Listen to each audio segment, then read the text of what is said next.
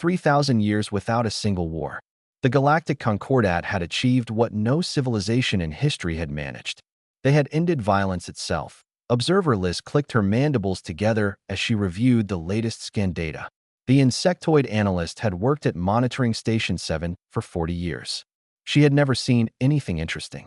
The galaxy was quiet. The galaxy was peaceful. The galaxy was controlled. Director Ton, she said, her voice carrying a rare tremor. You need to see this. Director Mava Ton walked across the observation deck. She was sorcerer, her scaled skin the color of old bronze. She had overseen the silencing division for 2 centuries. In that time, she had authorized the suppression of 11 species. Each one had shown signs of violence. Each one had been dealt with before they could spread their sickness to the stars. What is it? Ton asked. Sector 447. The Sol System. Liz projected the data into the air between them. We detected a faster-than-light signature. A ship. Small, but definitely FTL-capable. Ton's eyes narrowed. Sol System. That was the humans, yes? They destroyed themselves 400 years ago. Nuclear weapons. We wrote them off. Apparently, we were wrong. The directors studied the data. A ship had jumped from what appeared to be a rebuilt colony on the 4th planet. Mars, the humans had called it. The ship was primitive by Concordat standards, but functional. The humans had not only survived their apocalypse, they had rebuilt. They had reached for the stars again. Summon Admiral Orvani, Ton said. Prepare a silencing fleet. Admiral Pel Orvani arrived within the hour. He was old for a sorcerer, his scales faded to gray, his movements slow but deliberate. He had commanded silencing operations for a century. He had never questioned an order, until now. You want me to silence a species that already destroyed itself and came back, he asked. That makes them more dangerous, not less. Ton replied. They have proven they are capable of violence on a planetary scale. They have also proven they are resilient. That combination is unacceptable. Orvani studied the historical records. Earth, before the 3-day fire. Beautiful blue oceans. Green continents. Cities that glittered at night. Then the war. Missiles crossing the sky.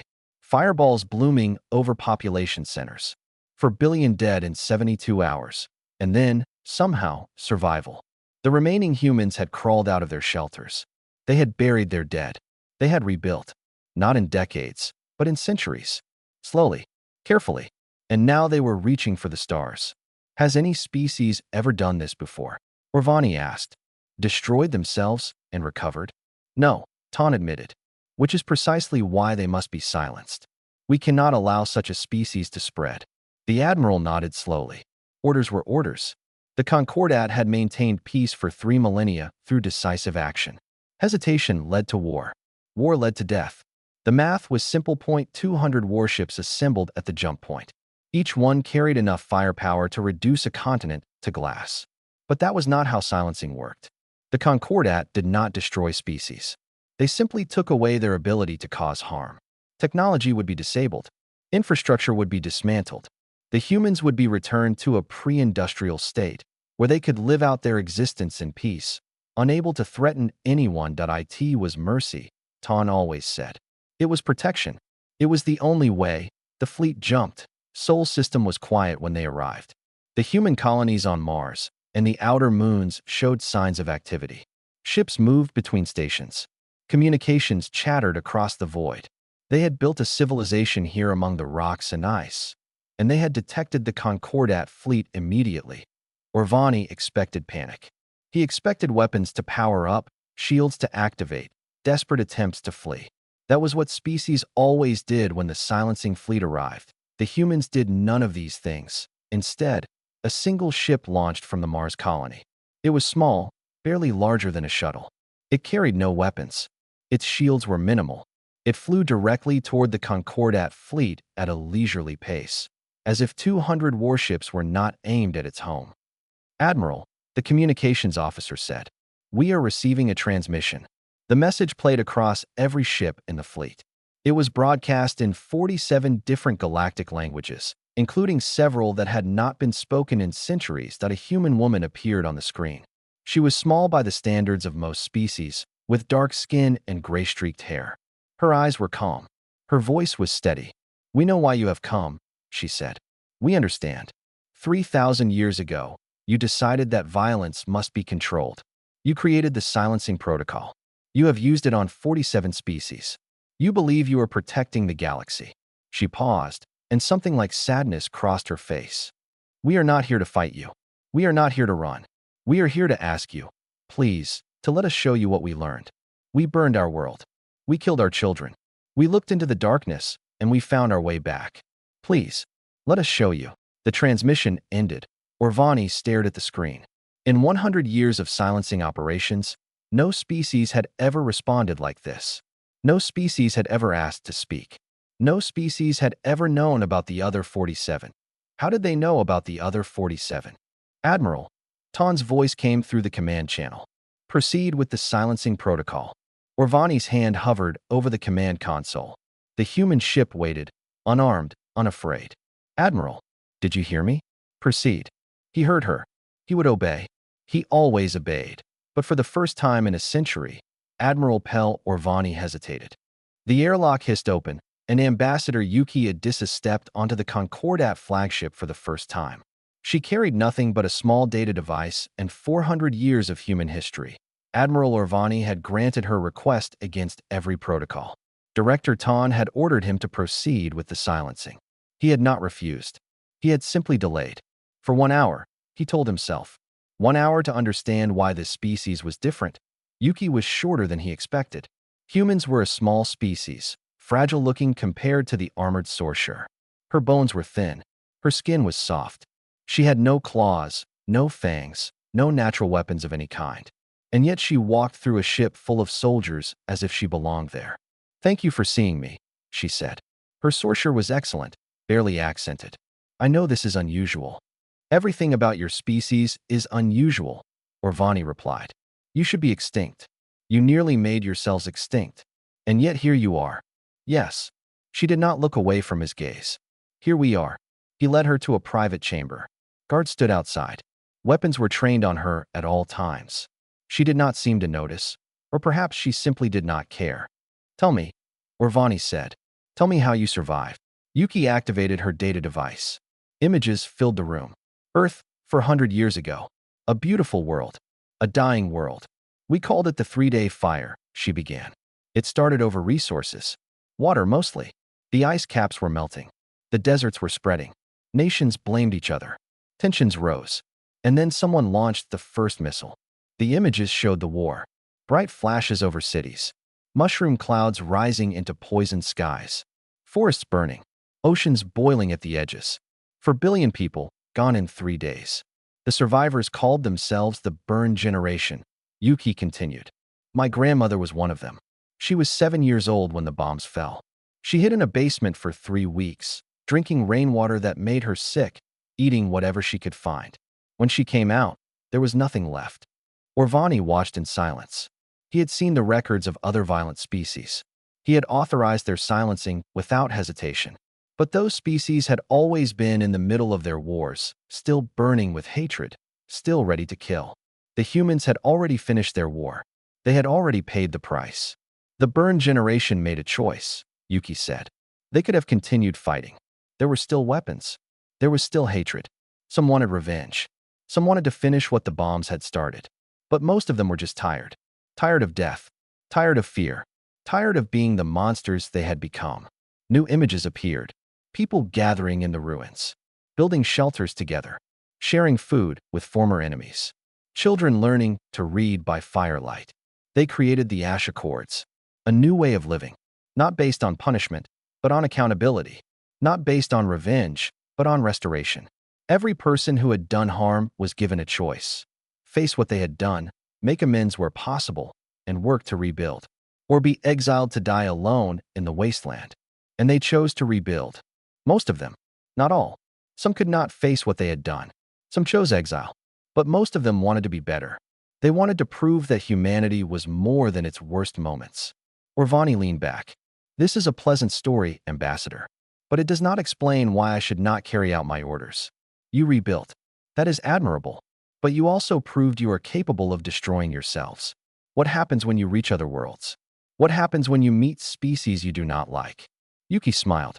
It was a sad smile, full of old pain. "We already have," she said. "We detected the Concordat 2 centuries ago. We watched you. We learned your history. We saw what you did to species that showed violence." Orvani's scales tightened. "You watched us. We watched. And we waited. We wanted to prove ourselves first. We wanted to show that we had truly changed before we made contact. We spent 200 years helping our own people, building our colonies, creating a society based on the Ash Accords. And then we started visiting the species you had silenced." The Admiral's blood ran cold. "What? 47 species, Admiral. 47 civilizations that the Concordat decided could not change, could not grow, could not learn. You silenced them and left them to rot in pre-industrial darkness." Yuki's voice was calm, but her eyes burned.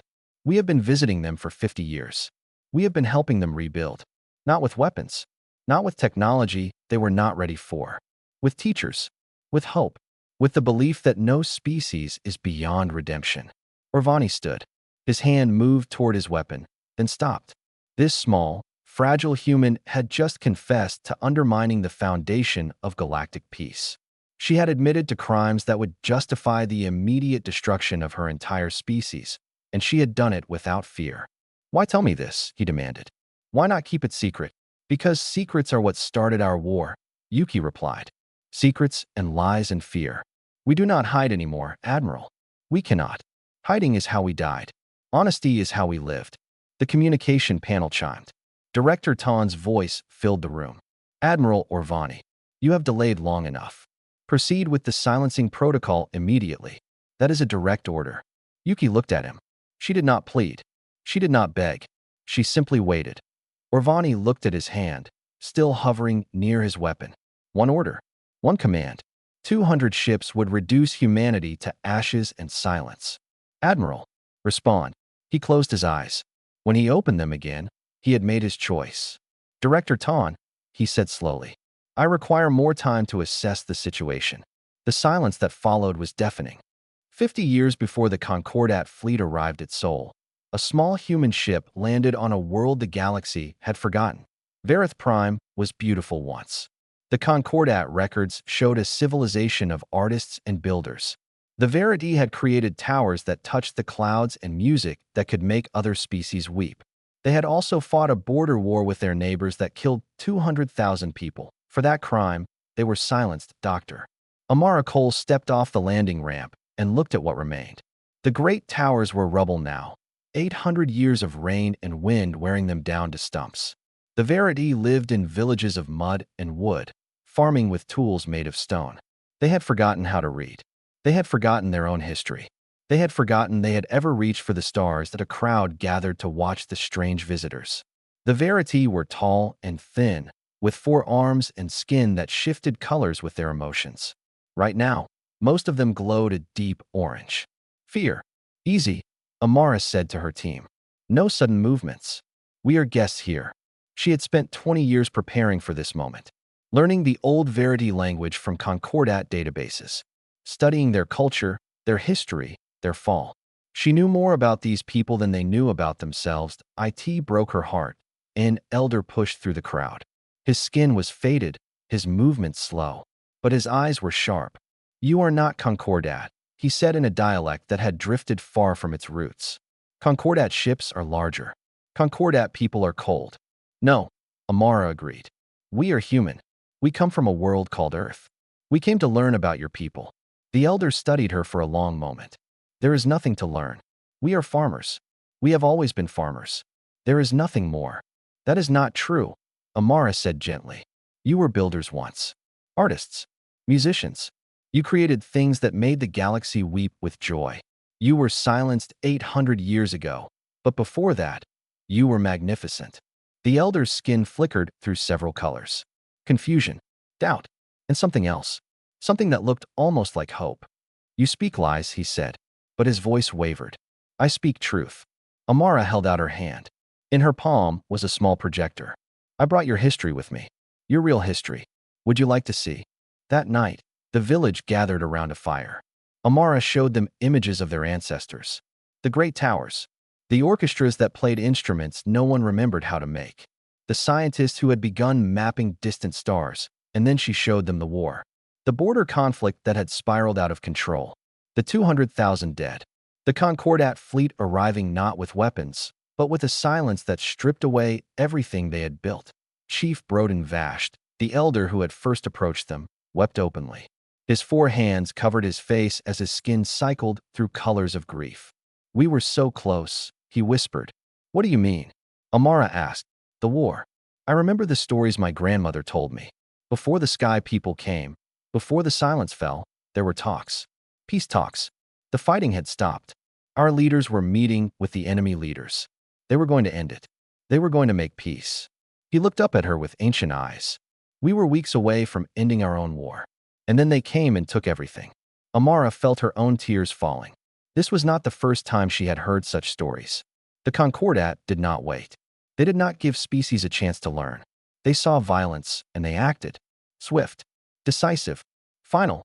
But violence was not always the end. Sometimes it was the beginning of understanding. "Chief Vasht," she said, "we are not here to give you technology. We are not here to fight the Concordat for you.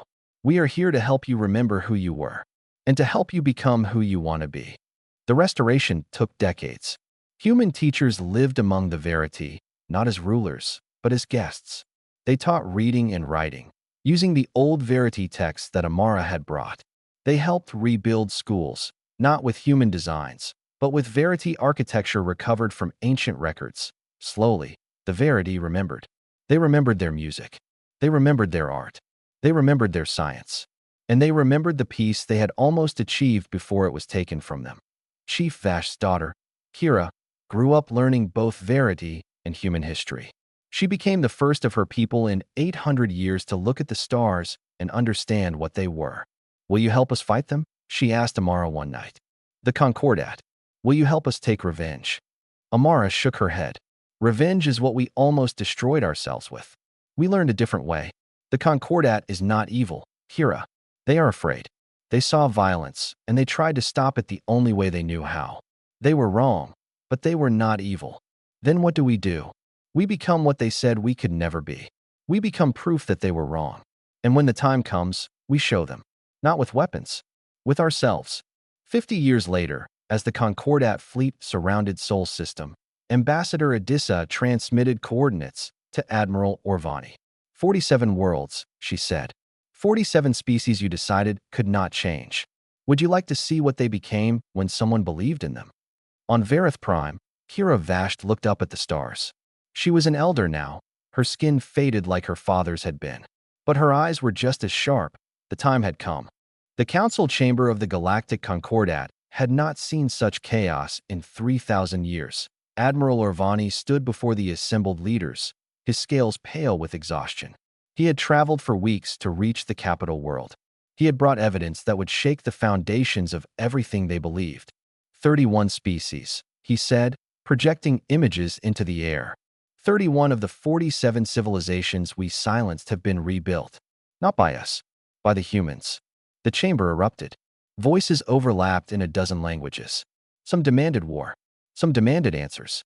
Some simply could not believe what they were hearing. High Arbiter Sen raised one ancient hand. The noise stopped immediately. Sen was 900 years old, the oldest living member of the Concordat. He had been present at its founding. He remembered why the silencing protocol had been created. "Show us," he said simply. Orvani showed them. Image after image.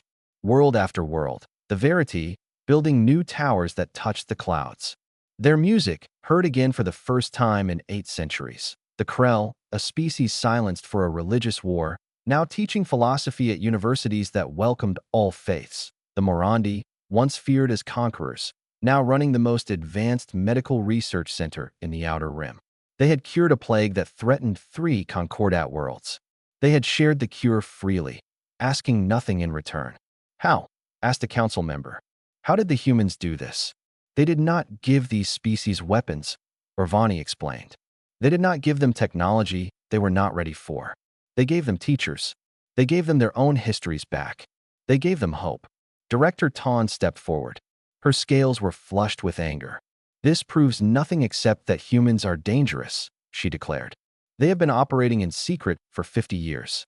They have undermined the foundation of galactic peace. They have created an army of resentful species who hate us for what we did to them. This is not mercy. This is preparation for war. The chamber murmured in agreement. Ton's logic was sound. The humans had given 31 species reasons to hate the Concordat. They had created potential allies for themselves. From a strategic standpoint, it was brilliant. But Orvani had seen the human woman's eyes. He had heard her voice. He did not believe she was preparing for war. If they wanted war, he said, they could have started it decades ago. They knew about us.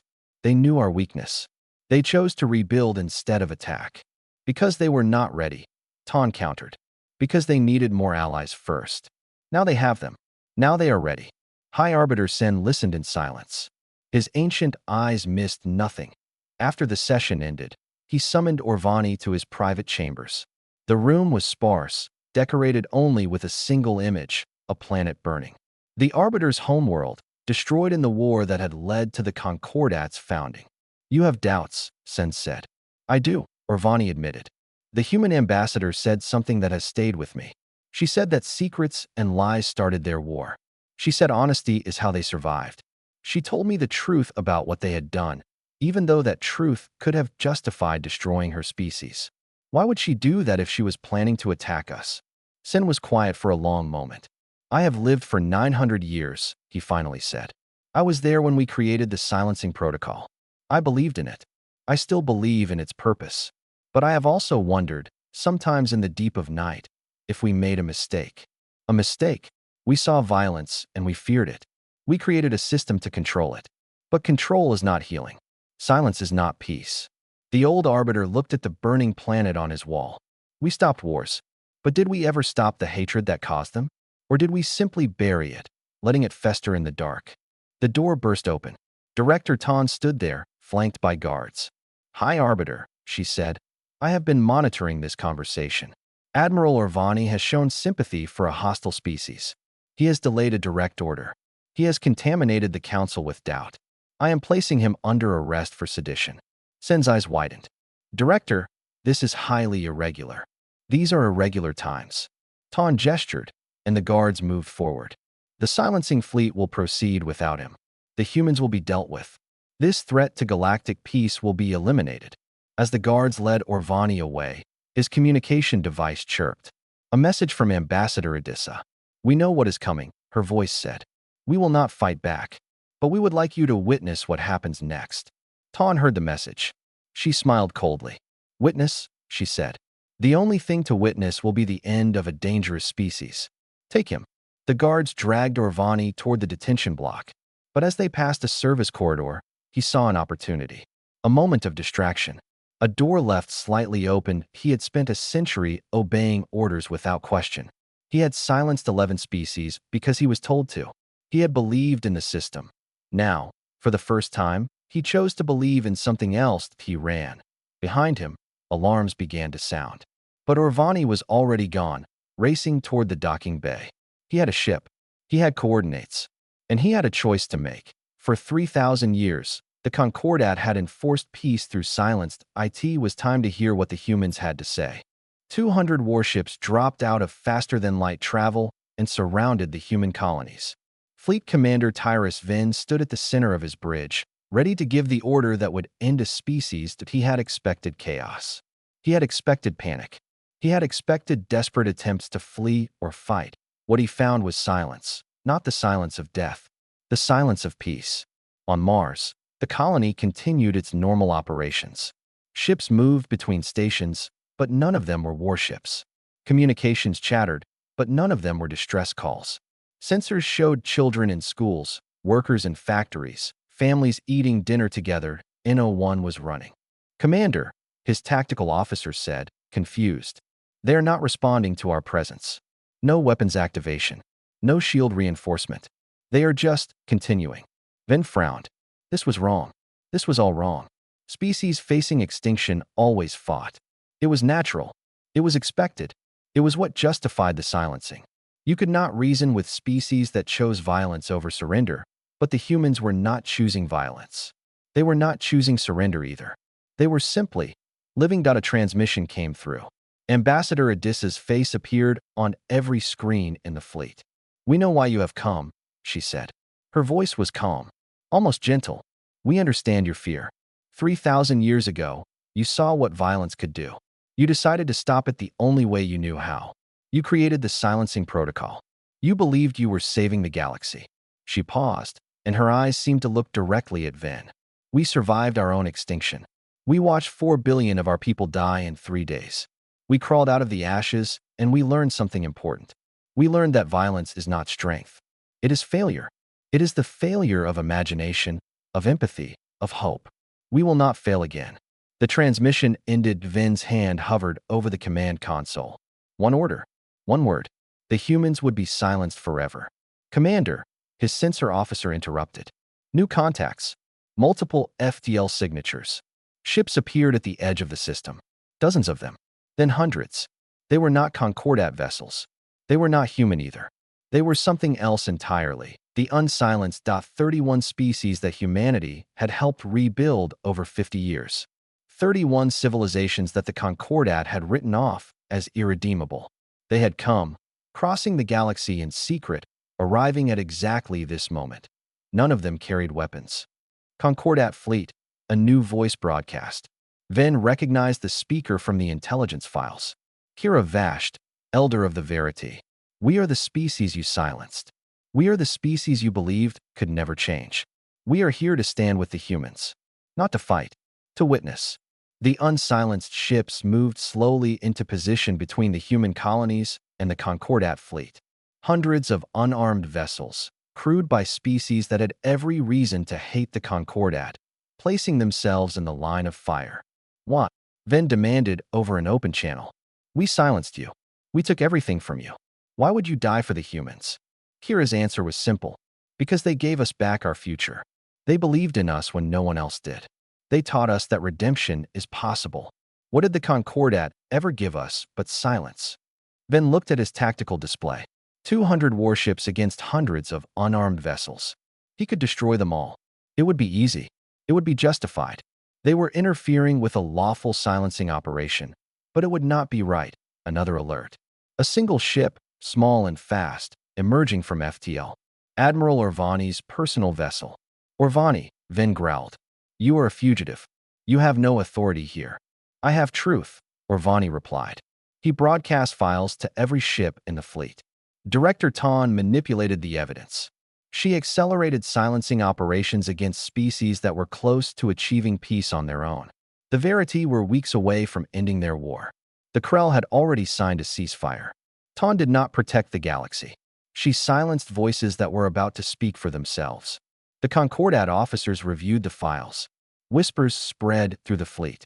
Shock, anger, doubt. On Earth, humans gathered in public spaces. They did not protest. They did not scream or cry. They lit candles. Millions of tiny flames, visible from orbit. "What are they doing?" Ven asked, his voice hollow. "They are holding vigil," Ambassador Adissa replied. "For you. They are praying for your healing. They are hoping that you will choose differently." Ven felt something break inside him. He had served the Concordat for 50 years. He had believed in the silencing protocol with all his heart. He had told himself that it was necessary, that it was merciful, that it was the only way, but no one had ever prayed for him before. "Why?" he whispered. "Why will you not hate us?" Adissa's answer came soft but clear. "We did hate. For a long time. It almost destroyed us. We found something better. Love is harder than hate, Commander. Forgiveness is harder than revenge. But they are the only things that last."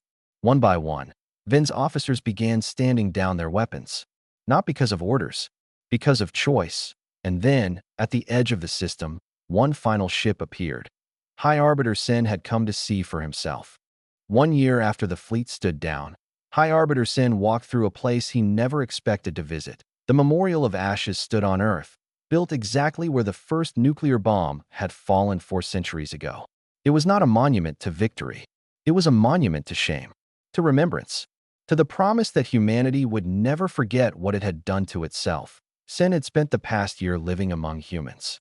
He had eaten their food, learned their languages, listened to their stories. He had seen the scars that still marked their world, the wastelands where nothing would grow for another 1,000 years. He had met the descendants of the burned generation, who carried their ancestors' memories like sacred wounds. and he had made a decision. The ceremony began at sunrise.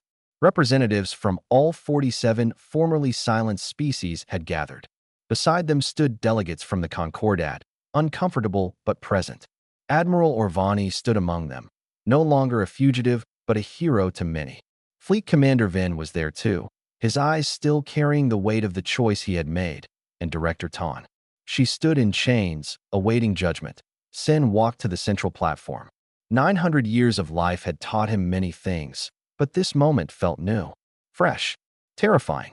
For 3,000 years, he began, his voice carrying across the silent crowd. The Galactic Concordat maintained peace through the silencing protocol. We believed we were protecting the galaxy. We believed we had no other choice. We saw violence, and we feared it.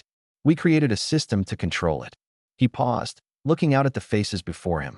Humans, Verity, Krell, Morandi, dozens of species, all watching, all waiting.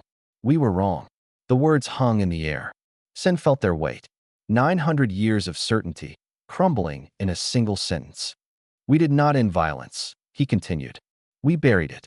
We silenced the voices that might have found their own peace, their own healing, their own redemption. We told ourselves we were merciful, but mercy does not silence. Mercy listens. Mercy hopes. Mercy believes. Ambassador Odysseus stood nearby, her eyes glistening with tears. Sen met her gaze and nodded. Today, I announce the formal dissolution of the silencing protocol. The Galactic Concordat will transform into a new body, the Restoration Compact. Our purpose will not be to silence species that show violence. Our purpose will be to help them heal, to teach, to believe, as the humans believed in the species we abandoned. The crowd stirred. Whispers in a dozen languages. Hope, fragile but growing. All formerly silent species are offered full membership in the compact. Reparations will be made. Histories will be returned. Voices will be heard again. Sen stepped down from the platform and walked toward Director Ton. She stood straight, her scales pale but her eyes defiant. Director Ton manipulated evidence. She accelerated silencing operations against species that were close to peace. She acted not out of protection, but out of fear. Fear of change. Fear of losing control. Under Concordat law, her crimes carry the penalty of death. Ton did not flinch. She had expected this. She was prepared for it. However, Sen continued, I am not here to apply Concordat law. I am here to learn a new way. He turned to Ambassador Odysseus. What would humanity do with someone like Director Ton? Odysseus stepped forward. The crowd fell completely silent. We would give her a choice, Odysseus said. The same choice we gave to the survivors of our war. Face what you have done. Accept responsibility. Work to repair the harm you caused. Spend the rest of your life helping the species you silenced. Not as punishment, but as redemption. Ton's eyes widened. You would let me live? Killing you would not bring back the voices you silenced. Odysseus replied. It would only add another death to the count. We have had enough death. We choose life. We choose hope. We choose to believe that even you can change. For the first time in centuries, Director Ton had no response. Her certainty, like Sen's, had crumbled. I accept, she finally said. Her voice was barely a whisper. The ceremony continued. Species that had been enemies for millennia stood together. Old hatreds were not forgotten, but they were set aside. Healing would take generations. But it had begun. As the sun set, a young Verity child approached a young human boy near the edge of the memorial. They had been watching each other all day, curious but shy. What is that? The Verity child asked, pointing to a small pot the boy carried. Seeds, the boy said. Special seeds. They are from Earth and from your world. Our scientists mixed them together. They want us to plant them here. The Verity child reached out with one of her 4 hands. Can I help? Together, they dug a small hole in the sacred ground. Together, they placed the seeds. Together, they covered them with soil and watered them with water carried from both their worlds. High Arbiter Sin watched from a distance. Beside him, Admiral Orvani stood in comfortable silence. For 3,000 years, we enforced peace through silence, Sin said softly. They taught us that true peace only comes when everyone has a voice. Orvani nodded. What happens now? Now we listen. Now we learn. Now we grow. Ambassador Odysseus joined them, looking up at the stars that were beginning to appear in the darkening sky. "We almost ended ourselves," she said. "We burned our world and killed our children. We looked into the darkness and we almost let it consume us. But we found our way back. And now," she smiled, watching the two children laugh together as they patted down the soil around their planted seeds. "Now we get to help the galaxy begin again." The stars shone down on the memorial of ashes. The tree that would grow there would take centuries to reach its full height. But its roots had already begun to spread, reaching down into soil that remembered fire and death, reaching toward something new, reaching toward hope.